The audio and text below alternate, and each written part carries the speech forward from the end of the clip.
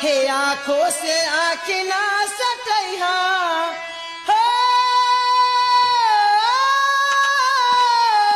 रे धनंजय राजा।